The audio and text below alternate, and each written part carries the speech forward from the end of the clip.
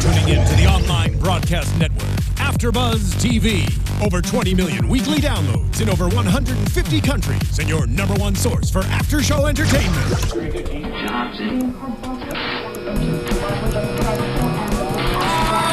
AFTERBUZZ TV, the destination for TV superfans. Producing aftershows for over 300 of your favorite TV shows. Interviewing celebrities and showrunners. And bringing you behind-the-scenes exclusives. All thanks to E! Entertainment's Maria Menounos, producer Kevin Undergaro, and internet leader Akamai.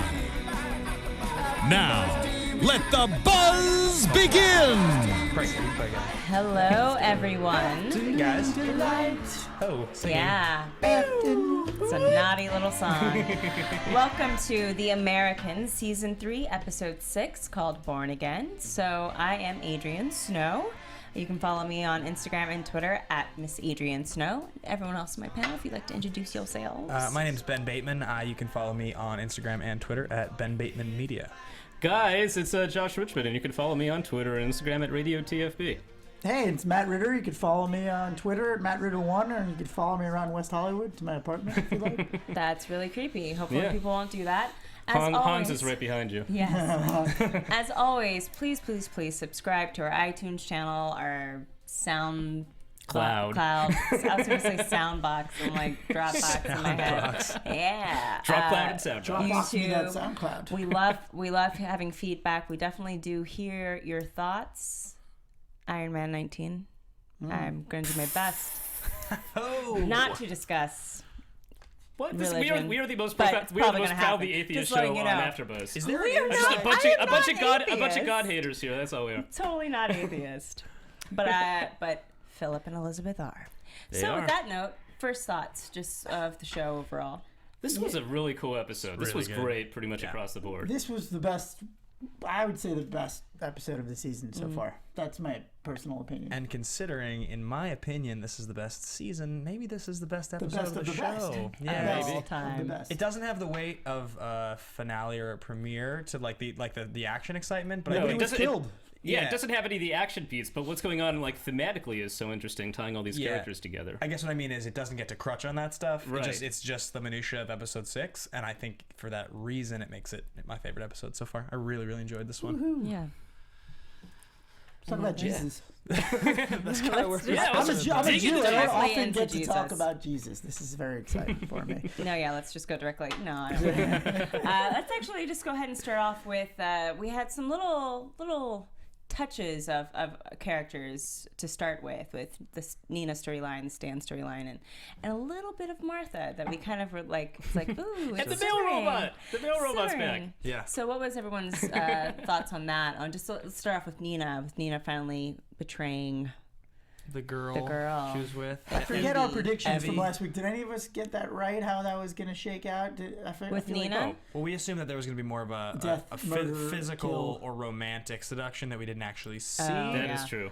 But I knew she was betraying her from the moment she started talking to that guy. Do you guys ever have that moment when you're watching television or film where there's like the physical chemistry between two characters and you sort of in your gut, you're like, are they gonna kiss? And you're like looking around, you're like, I feel like they're. And I had that moment for a second. I was like, oh, are they gonna? And then they didn't.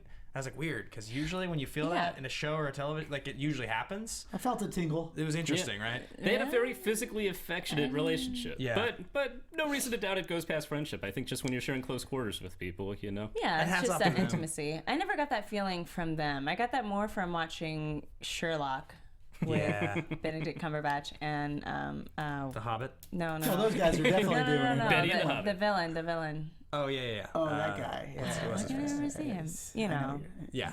I don't watch that Crazy show. guy. the crazy guy. Yeah, I The love fun that guy. Is it Moriarty or is it Moriarty? Yeah, there you go. Thank you. I don't watch that show. Moriarty. Well, because I know the Arthur Conan Doyle books. I haven't watched So the it TV is show. Moriarty. The show's it's really good. So Nina did Yeah. what she had to do. She did. I'm gonna be And- honest. Oh, go ahead. Pretty easily, though. A little too easily for me. to be Well- honest, too easy for me. Yeah. Um, I keep cutting you off. It I'm feels. curious to see. I'm curious to see what you have to say. So go. If it's actually going to pay off for Nina in the long run. You know, if they just didn't get her to do that and then just leave her to rot. Well, she has no leverage, right? So it's like you could, Yeah. right? It's like that thing where you just make her do another thing, and then Exactly. another thing, Which is and what then- people tend to do to Nina to begin with. Yeah. Yeah. What were you gonna say, Ben? I was gonna say I continue to be kind of underwhelmed by the Nina storyline. Like I feel like it's happening, and every time she comes on screen, I'm just sort of like, just get back to the part of the show that is interesting to me. Like it's not that I don't think she could come back in as an interesting storyline. She was much more interesting in the first and second season. It's just that this season, it's one of those things where I feel like she's being kept around through this really sort of convenient plot device that I don't really particularly care about as a watcher. There's a sense of pieces moving. Like they want to get her. It seems like they want to get her back to America at some point, but first they have to figure out how. And they're just slowly drawing this out because they're like, she's going to come back in the fourth season probably in some big way. Yeah. But for now, they just got to go through the motions here. Yeah. I still think she's an interesting character, man.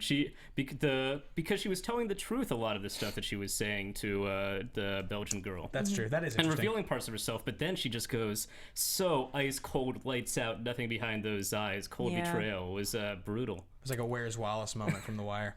And she's super hot. They're gonna keep her around.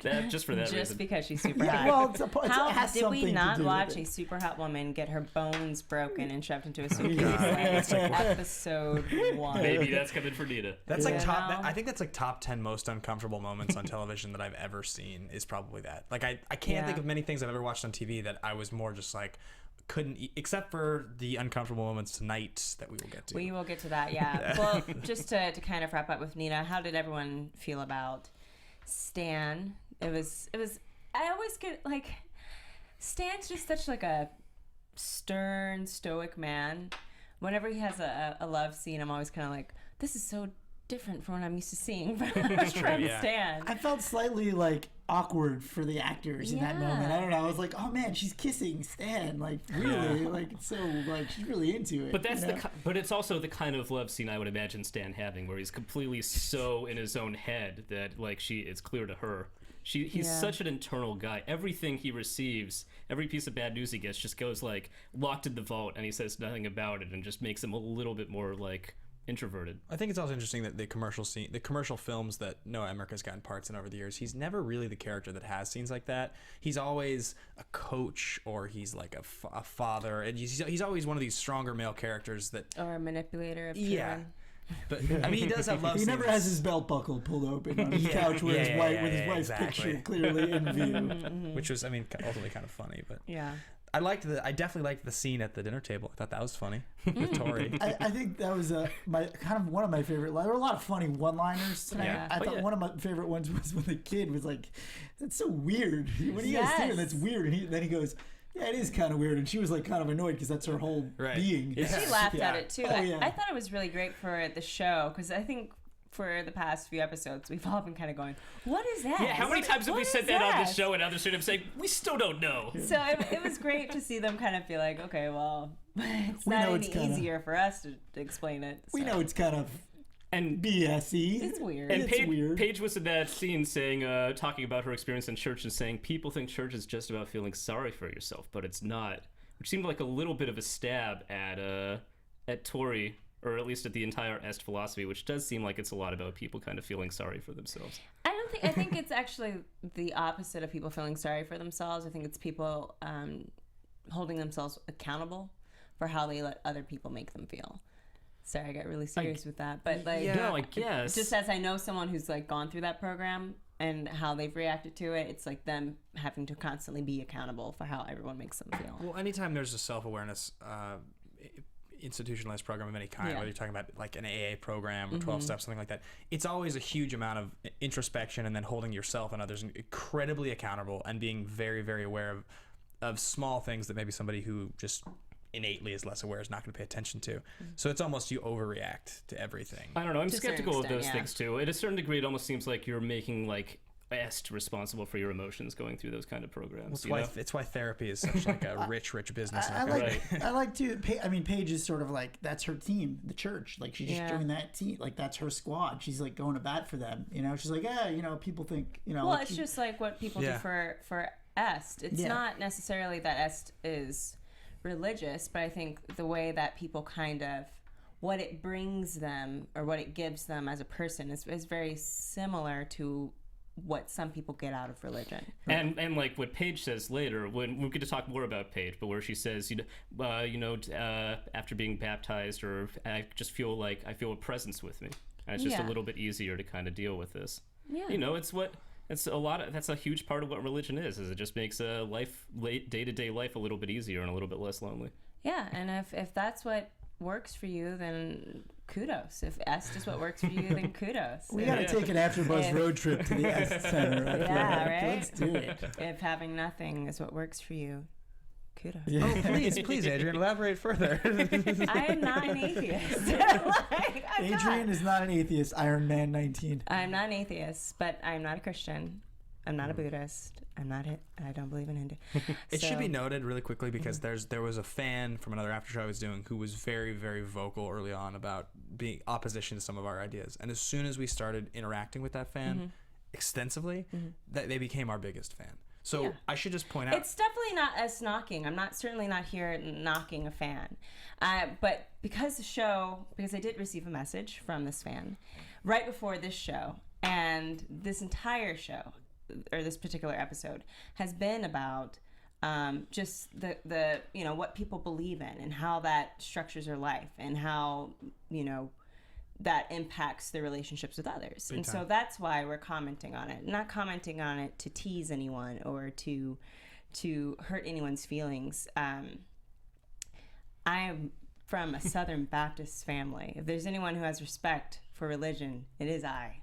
Because I've seen it help people. I've seen it do lots of different things to people. No, I am. So that's all that I'm saying. It's not like I'm not an atheist. No, I am not an atheist either. But yeah, just to engage with the themes of this show, you have to talk about religion, you have to talk about those and things. also feeling like, in many cases for like Philip and Elizabeth, that religion isn't what they need and that they want to do good in some other way. Yeah. well, and just to not talk this point to death, but the point I was making was essentially, if anybody does want to interact with us over any idea or please point, do. it makes the experience for us and you far more entertaining to read a comment that is interesting to think about, because we'll almost for sure we'll talk about it on the show. Yeah. How do you identify with Paige's viewpoint? I mean, tell us, Yeah. I will argue with y'all on Twitter all day. I don't care. Feel this conversation. I won't, but I will read what you say, and then I'll go. So send the maybe more I'll comment, trolling. maybe I won't. What we're saying is send the more trolling ones to Josh. Yes. He's your guy. At Radio TFB. So on that note, with Stan, there was also that moment where he had a friend of his die, Right. and that kind of brought back to the forefront this need he has for Sandra. What was everyone's thoughts on that? She ain't coming back. Yeah. Nah. No. She ain't going to Chicago either. He's still calling her his wife. He can't drop it. They're still technically married. I can't knock him for still calling him, for still calling her his wife. That's understandable. It's just reinforcing that exactly the same male viewpoint we talked about last week of like, I can fix this, and he just hasn't let it go yet. There's an awakening. There will be an awakening moment, an epiphany that happens somewhere in this season where I think he does in some way let it go. I think he has to. Yeah, it'll happen, and they're not going to drag it out that long. I think I'm trying to figure out what the actual point of the death was, if it's to illustrate just another angle to show us that he's not over it and she's not coming back. I don't know if they're really doing that. That seems a little too obvious. Was there some sort of, I was just going to say potentially some sort of, storyline? How did he die? I don't know. Yeah. Was it a plane crash? Yeah, right. I'm saying, was there some sort of foul play? I don't know. You never know on a show like this. They might touch on that a little bit more, because if anything, they might have it where she does go to Chicago. So I don't know. I think that's just kind of like with these three particular characters, Nina, Stan, and Martha. I think they were just kind of planting little seeds at this moment. Definitely. And they're gonna, So with that, Martha, it was quick. It was so quick. Martha and Adderholt, who we've barely seen over the last couple episodes. And Adderholt, He's kind of sweet on Martha, right? Yeah. He's a little sweet on Martha. But that one moment of him saying that there will no longer be confidential files just lying around anymore. And I was big. like, she no longer is useful. She's no longer useful. So what do you guys think? They're going to kill her? They're going to do something? I mean, I don't... Why would she die? For what reason would Philip kill her? I mean, she would have to do something. She's going to go further. If she becomes a liability, he will have to kill her. She's going to go further somehow. Yeah. She's going to take her role too far. I mean, she's going to dig for something that you shouldn't have dug for. So this means absolutely nothing, and it's kind of pointless to read the tea leaves from episode titles, but I do know episode 8 of this season is called Do Male Robots Dream of Electric Sheep? Oh, nice. Which means the male robot is going to have a role to play in some big way in the near future, and I don't know exactly what that is. Electric sheep? Well, that's a Philip K. Dick reference. Right. Okay. It's that's Blade very, Runner. it's very interesting. I think something I want to touch on with Martha really quickly. Marsha. Was that there, and I don't know if we've talked about this on the show. I think Allison Wright maybe alluded a little bit to something similar last week when we were talking to her, but there was something called the Secretary Initiative, which is where I think her character and her relationship to Philip is based. But apparently there was one secretary that was, married to a spy, to a KGB agent. This is a real story that they drew inspiration from. And because of this, the KGB launched an entire initiative of KGB agents targeting specifically secretaries of high-ranking officials because they were these easy-to-target characters. And that's where Martha's character comes from. And I didn't know this, but so it's based in reality. There was actually an initiative launched, the Secretary Initiative by the KGB. That's documented. A lot of people fall for their secretaries. Which is fascinating. That there's all these secretaries having these like secret marriages. But I also remember her saying after the secretaries found out, 3 out of 4 of them killed themselves. So if you're wondering how she might be eliminated from the show, were that to happen. Oh, she does have the gun. Yeah, exactly. We also know that next would be week's much more episode is going to be a Chekhovian. bombshell episode, according to Allison. Yeah, directed by and Noah Emmerich. The preview, that was insane. Yeah. I still stand by belief that she's making it all the way to the series finale. She is not going to die. I never said that I didn't think she was going to make it all the way to the series finale, but they gave her a gun. They certainly did. They gave her a gun. Yeah, I mean, she only really... I didn't have many other thoughts about Martha this episode. She did. Yeah, it was just a quick drop, and it was nice to see them kind of go with that. That, there is this moment where the thing that she was being used for is no longer there, and so how does that play into everything, and what is Philip, a.k.a... I like that when you're at home Clark watching this gonna show, do? you're probably thinking what we're thinking, like, oh, now what? Yeah. I love that. You're like, oh man, this is now what? Yeah. Because you're like, what is she gonna do now? What can she do now? I would like to talk about the 2 most interesting storylines in the episode. We're going to do it, man. Patience. We're wrapping up. Sorry, guys. So, with So that anxious. note, because Ben is so anxious to get to it, Sorry, Adrian. how do we feel about Paige and Elizabeth? Well, let's just start with that opening church scene, which I loved. I just loved the direction Hilarious, of. It's such it reminded me a lot of getting my bar mitzvah. I mean, different religion, but still, it's just this awkwardness of just seeing, the teed up there. Except the parents would normally be in the front row, and Philip and Elizabeth are just sitting awkwardly towards the back, like, I don't want to be here. I would say I was thinking Elizabeth could snap Pastor Jim's neck with her eyes from the back row. And I feel like they were dropping the hint that this was going to be the week that she takes that step forward just from her eyes, just from the way she was viewing that moment. Like, I can't let this happen. Pastor Jim's a very involved personality. He actually has his own Americans podcast. Do you guys know this? It's called Watching the Americans. No. He does a weekly he No, runs you should tell our audience about a rival podcast. No. Watch both. Hey, we love everyone. We love everyone. Watch us. Listen to them. Let's get him on We're our proud to be podcast. part of the Americans podcast ecosystem. Yes. Yeah, it's important to get Yes. it's important to get other people's points of view, especially actors that are on the show. I loved the church scene. I actually thought it was really interesting, just like they had done with the tooth pulling scene. There was so much subtext from Philip and Elizabeth's eyes. I love how you just really felt what they were thinking, and it was just hilarious and great. It was 2 or 3 minutes of it. There's a lot of great reaction shots of this show. Yeah, they're really, they're just great actors, those two. And I think the more I watch this show, the more I'm starting to realize just how good they are. Yeah. I complained, I think, early on that I didn't believe Elizabeth Keri all the way, Russell. Keri Russell all the way, and I think I take back my comment. Good. She's awesome. I just had that realization this episode. I'm like, Keri Russell's an amazing actress. Yeah, She's she's really good. I know, but I think it takes, you like, all of a Hey. sudden you have that realization because, she was in other shows that, didn't have these, I've been a fan of Keri gravitas Russell roles. since Felicity. I know a lot of people were like, Felicity. She was the best part of Felicity. Like when she cut her hair and then she was all it was awesome. It was awesome. my big, secretary, I'm not secretary, waitress. Great film. My big Philip and Elizabeth acting realization that I had tonight, and I will try to not tangent this too far, but was essentially, so I was listening to this podcast, another one, and it was an interview with Matt Rhys, and he has this thick Welsh The Slate accent. Americans Insider podcast, which is amazing if you're not listening to It's that. with showrunners and whatnot. Yeah. It's really interesting to listen to, and he has this thick Welsh accent. So you think about and he's a totally different personality, very high energy. So in the final scene of this episode, when they're talking and they're laughing, I was sort of imagining to be able to go through all the characters that he goes through, and really the context of their relationship is what makes this show so interesting, right? That's what you realize as you go through it. There's all the spying, but just the complexity of their relationship is what the whole show's about. And their moments when they talk to each other in the bedroom are often the most interesting moments in the entire show. So I was thinking, like, it's sort of this idea that, well, there's actors in Hollywood and they'd prefer to be in movies, but sometimes they end up in TV, and it's like a step down or something, but there's still these incredibly talented actors. It's sort of like a player makes it to the NBA or something, and you imagine if he's on a team, he's a good player, but if he's the worst player on a good team, that, you know, he's not that good. But then you see him in practice when their shot's not getting blocked and they make every shot. It's like these guys, they're so talented, they're so good. You put them in these situations, and every once in a while you have one of these moments where you're just like, oh my goodness. Yeah, but that TV film thing is out the window. That's kind of, I was going to say that. Gone. I think that's kind of become obsolete because a lot of people have realized, a lot of film actors have realized, oh, I can do so much more now on television. Kevin than I Spacey's can on do Netflix. film. Come You on. know, so the world is changing. Movies are where you kind go of- to put on a green screen suit and make money. TV's where you go to play like actual characters.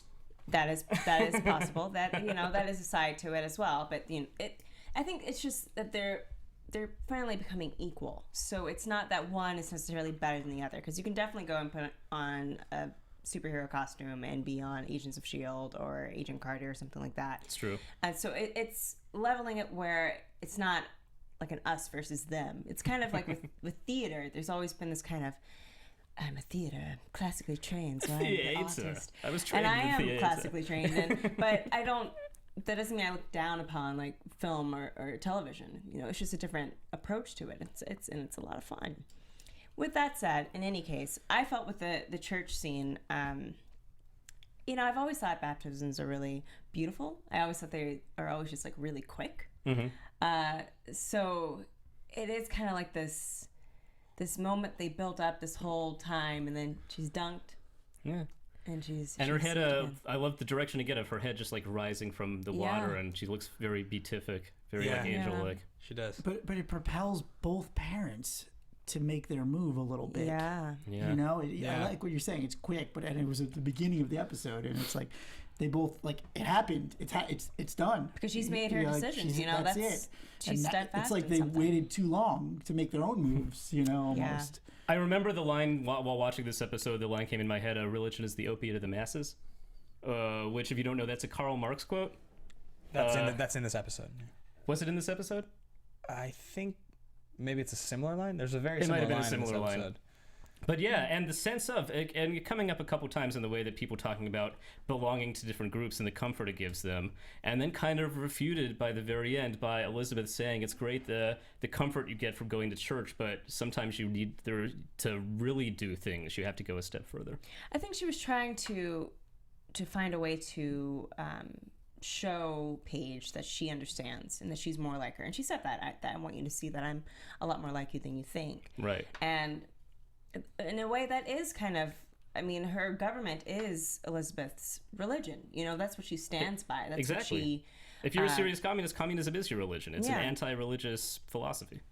And a lot of the times, people do things in the name of their religion, you know, and there's that kind of like extreme approach to it, which it's interesting how they kind of toe the line with that of like, well, sometimes in the greater good, the name of the greater good. I always think of Hot Fuzz when it greater says the greater good. good. I'm like, the greater good.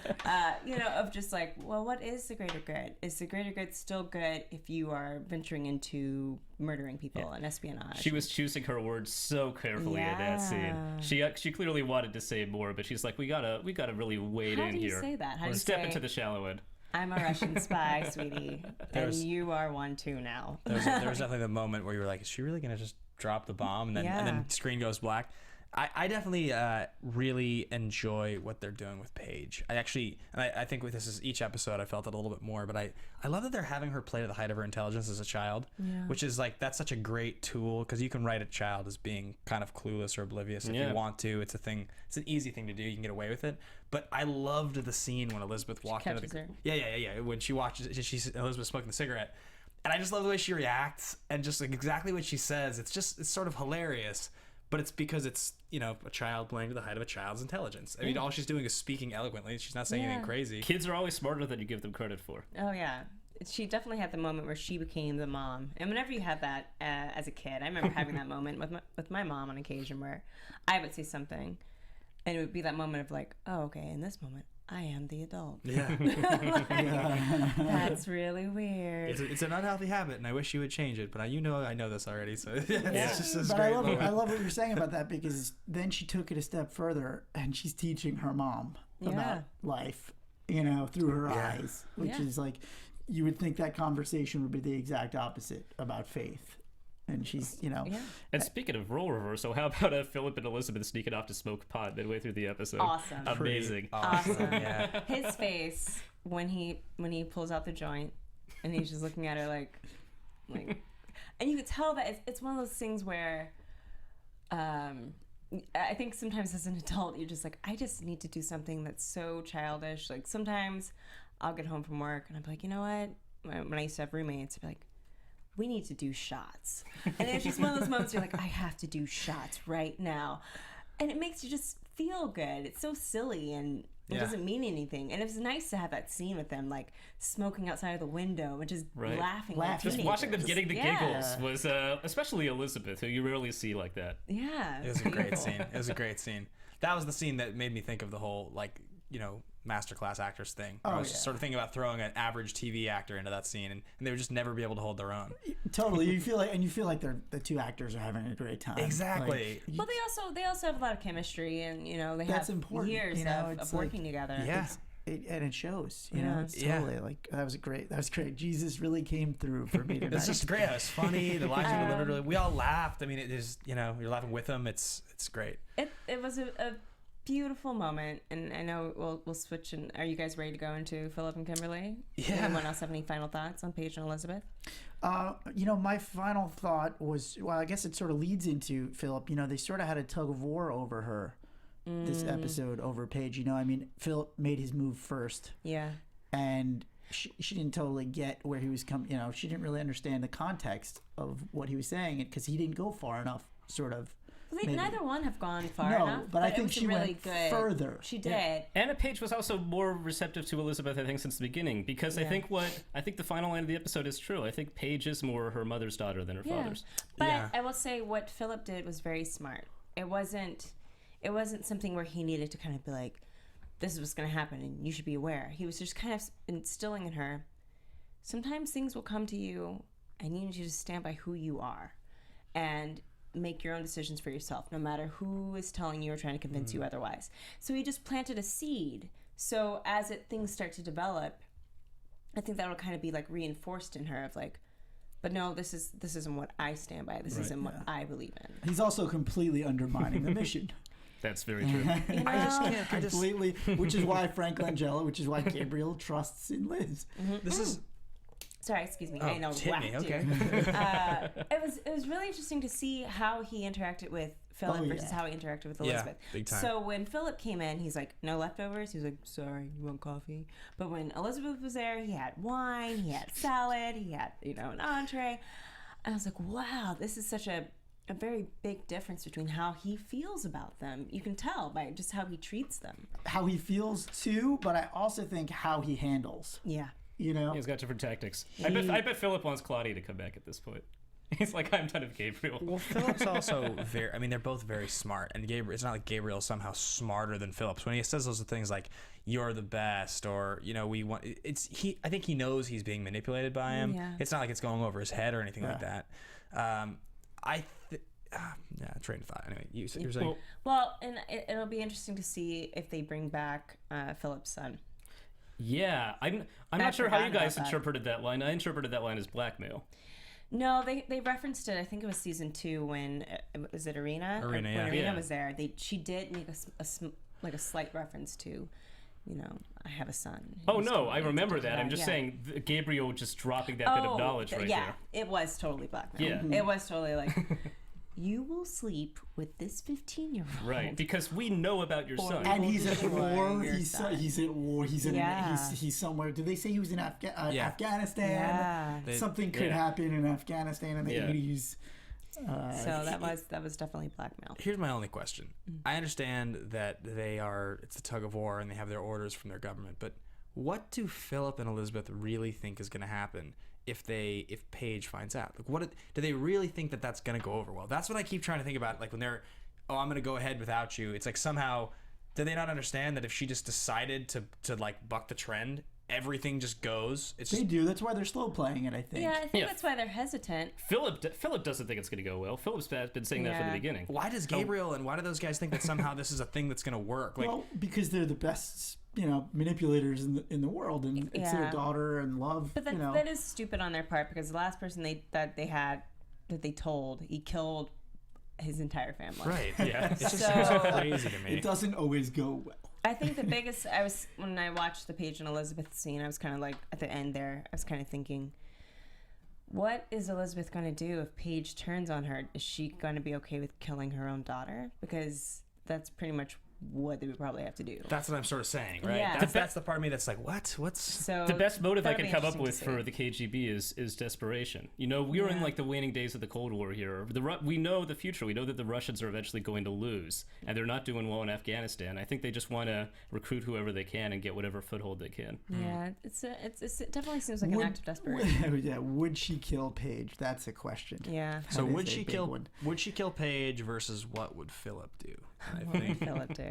What would Jesus? If anybody had to kill Paige, Liz would do it. And what is Yeah. Philip going to have to do? Is the better question. Well, so Let's get into thoughts it. on Philip and Kimberly. When she dropped that towel, I was like, how is he going to get out of this Okay, situation? but it was so beautiful. It was It great. was so beautiful what he did, and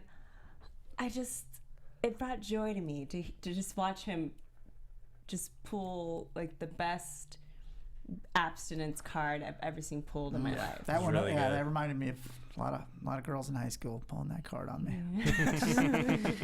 When you were in high school. What? What? Yeah, when you were in high school, right? No. My first boyfriend. When I was told me wearing that those was thick terrible. glasses. He looks like Philip. Like his outfit as Jim Baxter. It's probably my favorite costume he's played in so far. It feels like he should be with his arms crossed, like on the cover of like he's like Rick Springfield or some ridiculous some just awesome '80s lead singer of a band. But it's like actually a '70s band, and now he's in his. You know what I mean? Oh yeah, that reminded me too. Did you see Paige taking down her Rick Springfield poster and putting up like a Paris poster? Totally. I wonder what that means. Why is she on to Paris Maybe all of a she's sudden? thinking about studying abroad. I'm Maybe. also upset that they didn't spend any money on music licenses this week. Yeah. At all. Pink Floyd's up there. It feels like he's the That lead would have singer. been very It expensive. would've- yes, would've it been would've. very It feels like he's the lead singer of Cheap Trick in like 1988. Like after they've peaked, and he's got like the leather jacket, and the Yes. glasses, and the hair. That's like what I keep seeing. He does. He looks like such a scumbag. He looks like the kind of guy who would be like seducing a 16-year-old. Yeah. It's So awesome. with that Surrender, said, so this is surrender. Yeah. you guys. This is the episode where it is kind of made clear that this has to happen.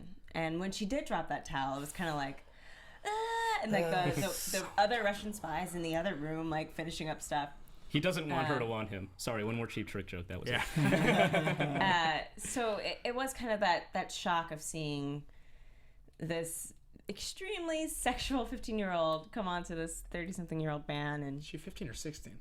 she's 15 going on 16. We don't know when her I birthday think that's is, right. but it was She's 15. not. She's not old enough to drive yet. Yeah, so she's 15 going on 16. I like how he tried to talk himself into it with Liz when he's like, well, until she's older, like eventually, like he's gonna buy himself enough time. Right. Yeah.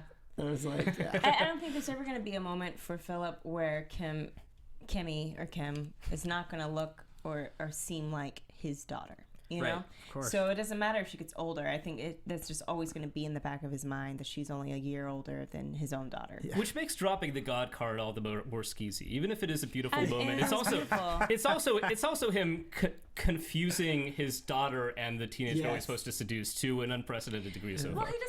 he does a really interesting thing of kind of using his own life with Kim that he doesn't do with other people. So even when he's talking about how the reason he's found God is because his son, Yeah. he So, I can't mean, reach out to his son. he couldn't even tell Elizabeth that, but he's telling this girl. Yeah, so it's interesting to see how he uses the truth that he really does need to share To get out, yeah. to get close to Kim.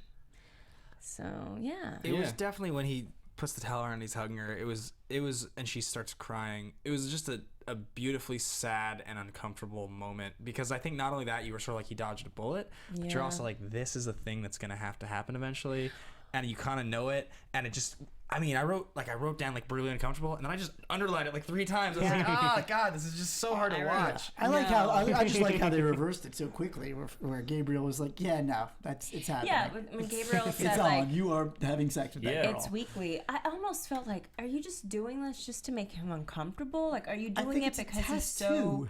resistant? I think it's also I think you're right. I think part of Yeah. it is like, we're testing your discipline, your faith in what we are doing. Yeah. It's got to be. It can't just be that he has to recover the tapes weekly. There's can no it? way Yeah. he needs to do that weekly. I think monthly would suffice. So it does feel like they're kind of just making sure that Philip is on board. After he sleeps with her, they're going to be like, actually, monthly's fine. Oh my god. Oh god. Well, and then No wonder he's smoking so much pot. He's gonna be like a total stoner by the end of the season. be He beautiful. can't deal anymore. Yes. Agreed. I don't know. I like the way she blew him off outside of school. That's good. Yeah, that's very much. Sorry, like, loser. You're I not don't into know. me. I'm not into you. I have a lot of stuff to do tonight. You know. Yeah. Really busy. I'm busy. She's on top of her. I was not that on top of my stuff at 15. I mean, I was I was a nerd. But I just like that he's had to like, you know, he's almost talked him. He's basically he's looking for a way to screw it up, and then that's the thing, is he's looking to fail because he wants to be able to come back and say, well, I tried and it didn't work. Oh, for sure. And On some subconscious level, at the very least, he's like, I don't. Yeah. I want her to reject me. I want to But say. she's 15, so that's the mind of a 15-year-old. It's like if he doesn't want you just want him more, so that's gonna not work, and that's the whole thing. It's like being back in high school again. You know what I mean? It's just it's like this reverse psychology, and he can't win. It's hilariously sad to watch. It's just tragic. What I'm wondering is, how many episodes are we gonna have to watch where these scenes are this way? Like, are they going to make this a season-long thing? I think we're getting close to I don't think so. I think the boiling point, if you want to call it that. I don't know, the moment of truth. Who knows what's going to happen next week? But it seems like next week's going to be some sort of breaking point in a number of ways. Yeah, I think last week's going to be not as much a focus on Kim, which is fine by me. I could kind of use a break from screaming and or squealing and. It's a mix between screaming and squealing. It's squeaming. Squeaming, yes, squirming. It just made me really uncomfortable to watch that whole scene. Even though the actress is in her 20s, it's still, as our fan pointed out. Yes, it's still not comfortable to watch it when you know that it's a perspective of a 30-something-year-old man approaching a teenager. It's nice. I mean, So the way we keep talking about the complexity of Philip and Elizabeth, which, again, I think like this episode really made me realize in that final scene that that's why this show is good. And I think when you hear the premise, if you're selling the show to your friend, say this is what the show is about. It's about this American or this Russian couple that's married and they live in America. They're spies. But it's really like the fact that they're spies is what makes it interesting, but their relationship is what the whole show is about. Oh, yeah. The rest of it is I think, too, and that plays into him telling Elizabeth what's going on with Kimmy. Yeah. Like, she's feeling that. Yeah. For the first time. Like, they're a couple now. Like, they it love makes each her other. uncomfortable. Like, Yeah. for the first time, like, they really have a somewhat real marriage. How many marriages do you how many marriages do you come home and talk about your other marriage or talk about the girl you're dating? Yeah. But it never really meant anything to them until recently. This was my day at work today. How was yours? No, yeah, it was interesting for them to also bring up Gregory again, because I think that was a relationship for Elizabeth that kind of made Philip feel the way that she is feeling now. Whenever she would go to deal with Gregory, you could always sense that he would just be really uncomfortable or jealous or frustrated with good reason. With good reason, because she did almost leave him, for Gregory. So it was nice to kind of have that just slightly touched upon when she's talking about recruiting. They do such a good job of that, where they don't have to give you he said, she said. Yeah. They just remember this. It's like when you think somebody has like a leg up, or you're feeling bad for somebody. You're like, well, actually, you know what? Like, she did this, and now he's doing this, and that's just the way it goes. And it really is done so often just with the face and without dialogue. So much is coming through just from the actors' expressions. It's very impressive. A small reference to something, which just making that small reference makes you think back, and they do a really good job of always leveling the playing field. It's never this is what it's like for a man, this is what it's like for a woman. It's like, no, we actually go through very similar things.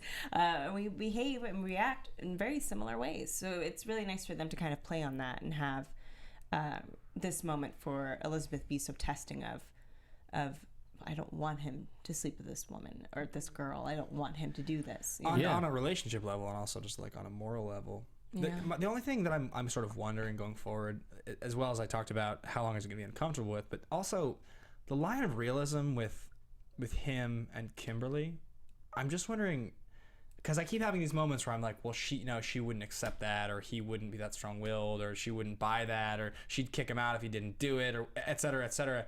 And I know that you can lean on a lot of she's 15 and he's much older and much more manipulative, but at the same time, you're just sort of like, how many times is this going to be too convenient? Because it's, how many situations can you be in a bedroom with somebody who's just intent on that, where they're going to let you get away with it? You know? I think they've only done it twice, right?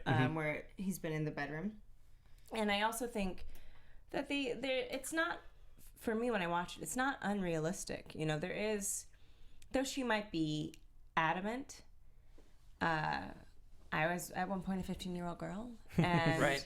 when there was a moment for me where there was definitely like a bedroom and a boy and a time, and I was like, I can't do this.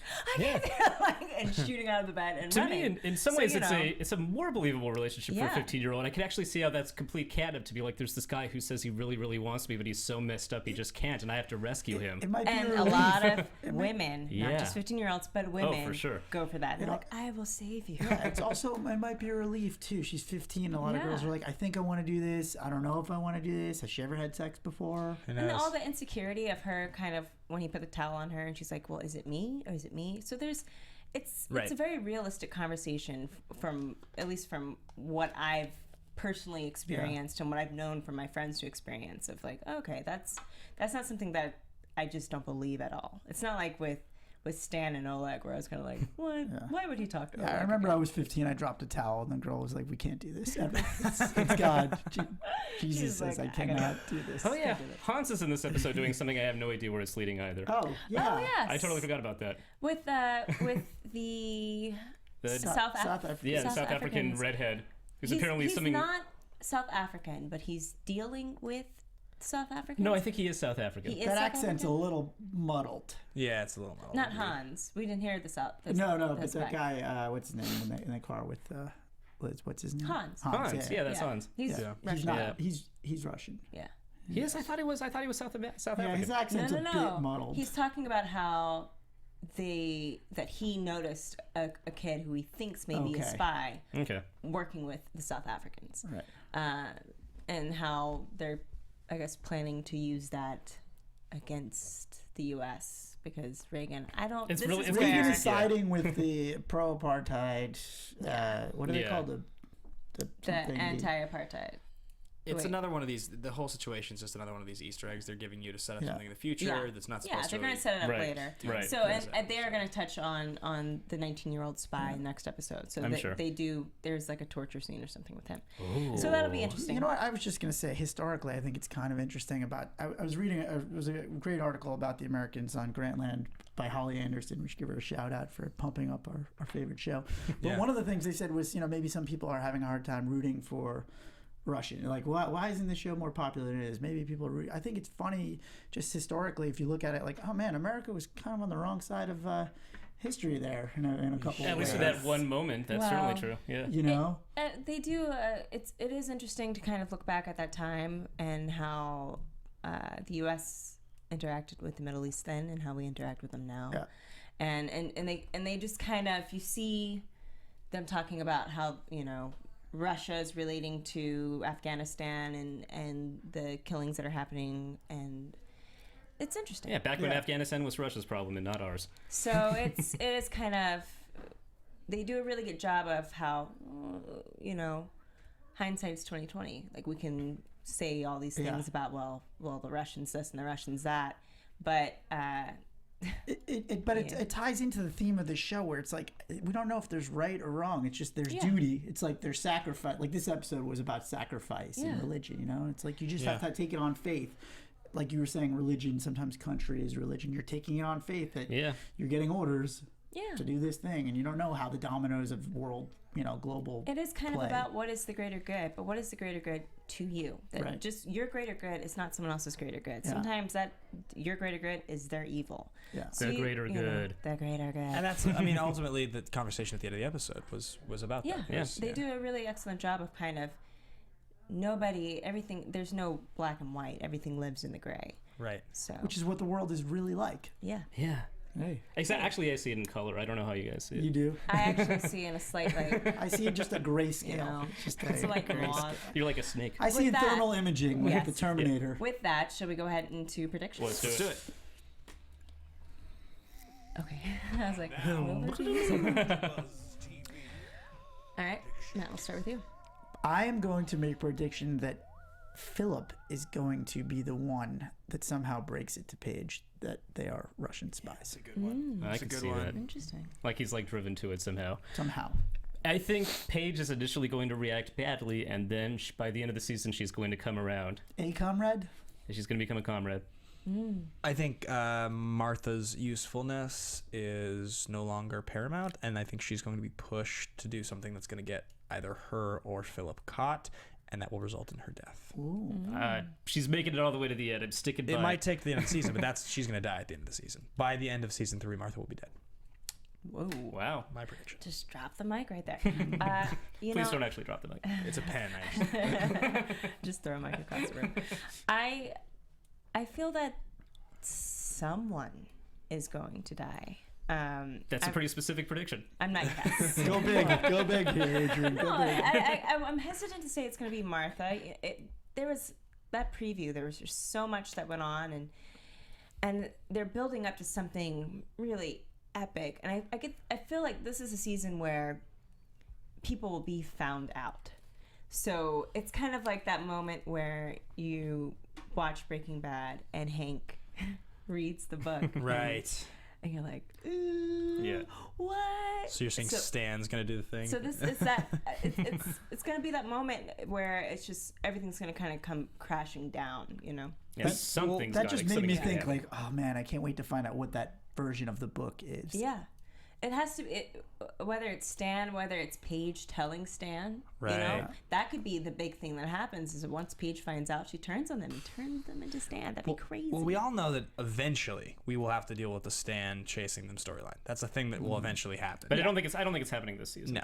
I don't think it's happening this season, but I think that the seed could be planted. I honestly think it's going to be. I still think, and I said this last week. I think it's going to be the mission with Kimmy. She's going to find out somehow, and that's what's going to get Philip cut. Okay. Remember that bug sitting in a briefcase? Somebody's going to find it. Something's going to happen. We don't know what. Maybe. So with that said, where can everyone find y'all? You can go to my website, mattrittercomedy.com, and just tool around on there. A lot of funny stuff. Okay. And while you're tooling around on the internet, you should also tool around at joshrichmond.net. And also, I'm at Radio TFB on Twitter. You guys should go to my website, twitter.com/BenBabyMedia, and I have an Instagram, BenBabyMedia, as well. And you can find me on Instagram and Twitter at Miss Adrian Snow, or you can check out my website at adrian-snow.com. All right, with that said, thank you guys so much for tuning in to the Americans AfterBuzz show, and we will all see you next Wednesday. Bye. I'm so thirsty. Yeah, you are. From executive producers Maria Menounos, Kevin Undergaro, Phil Svitek, and the entire AfterBuzz TV staff, we would like to thank you for listening to the AfterBuzz TV network. To watch or listen to other after shows and post comments or questions, be sure to visit AfterBuzzTV.com. I'm Sir Richard Wentworth, and this has been a presentation of AfterBuzz TV. Buzz you later.